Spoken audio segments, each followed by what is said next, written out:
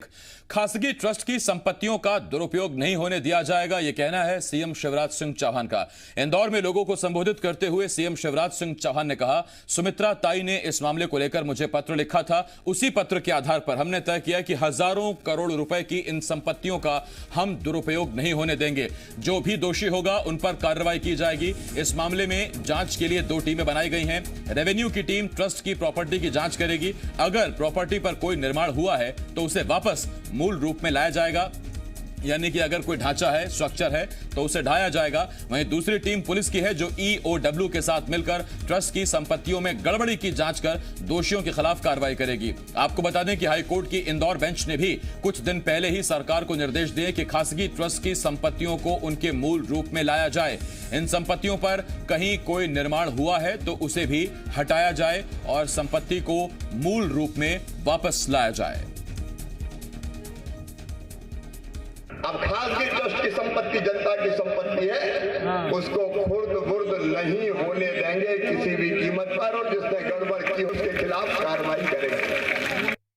एक रेवेन्यू की टीम बनाई है, EOW जांच करके स्क्वाड पूरी बनाई है, हर बात की जांच पड़ताल करेंगे।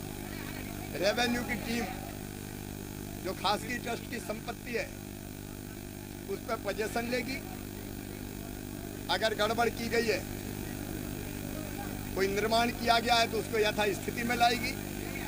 और दूसरी जो पुलिस की टीम है हमारी EOW की, वो पूरा इन्वेस्टिगेशन करेगी और जिनने खुर्द-बुर्द की है, संपत्ति गड़बड़ की है, उनके खिलाफ कार्रवाई करेंगे। वैभव, जी मीडिया संवाददाता इंदौर से इस वक्त इस बड़ी खबर पर हमारे साथ जुड़ रहे हैं। वैभव, संजीदगी तो सीएम ने उसी दिन दिखा दी थी जिस दिन हाईकोर्ट की इंदौर बेंच के निर्देश आए थे, लेकिन आज फिर अपना संकल्प दोहराकर, यह बयान दोहराकर सीएम ने बताया है कि इस मामले में लापरवाही बर्दाश्त नहीं होगी।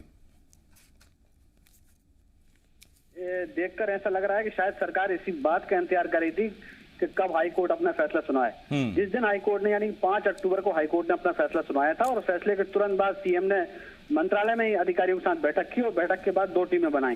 हालांकि सीएम ने उसी बात को फिर से दोहराया। उन्होंने कहा है कि हमने 2 टीमें बनाई हैं। एक रेवेन्यू की है जो ये पड़ताल करेगी कि कहां प्रॉपर्टी है और किस तरह का उस पर निर्माण किया गया, और निर्माण अगर किया गया है तो उस निर्माण को हटाकर वापस जिस तरह की संपत्ति थी उसे उस रूप में लाया जाए। वहीं दूसरी टीम पुलिस अधिकारियों की बनाई। इसमें तमाम पुलिस के अधिकारी जो है इंदौर के, उनको रखा है। SP स्तर और TI स्तर के अधिकारी इसमें है।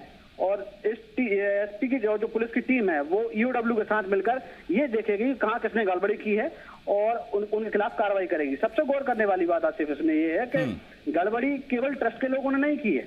गड़बड़ी करने वालों में सरकार के और केंद्र सरकार के अधिकारी भी शामिल हैं, क्योंकि जब ये ट्रस्ट बना था तो उस ट्रस्ट में इंदौर कमिश्नर जो तत्कालीन रहे थे वो और एक सेंट्रल के अधिकारी, उनको ट्रस्टी बनाया गया। तो जाहिर सी बात है अकेले ट्रस्ट के जो मालिक हैं, ट्रस्ट के जो अध्यक्ष थे ऊषा राजे, अकेले उनकी गड़बड़ी सामने नहीं आने वाली है। कई अधिकारी भी इसमें फंसने वाले हैं। तो जिस तरह से अब सीएम फुर्ती दिखा रहे हैं, जाहिर सी बात है कि इसमें बड़े स्तर पर सरकार काम करने वाली है, क्योंकि बहुत बड़ा रेवेन्यू सरकार को इसमें मिलेगा। हजारों करोड़ों की संपत्ति जो है मध्य प्रदेश के अलावा तमाम देश के राज्यों में, और बताया तो ये भी जा रहा है कि देश के बाहर भी देवी अहिल्याबाई की पूरी प्रॉपर्टी जो उन्होंने विकसित की थी वो है। तो ऐसे में सरकार ये पहले ही कोर्ट ने कह दिया था कि देश में जहां कहीं भी ट्रस्ट की इस तरह से अगर प्रॉपर्टी पर अवैध निर्माण किया गया है, कमर्शियल यूज किया जा रहा है, तो उसको हटाया जाए। अकेले इंदौर की बात करें तो कहां इस प्रॉपर्टी खासगी ट्रस्ट की प्रॉपर्टीज हैं जिन्हें अटैच किया जाना है?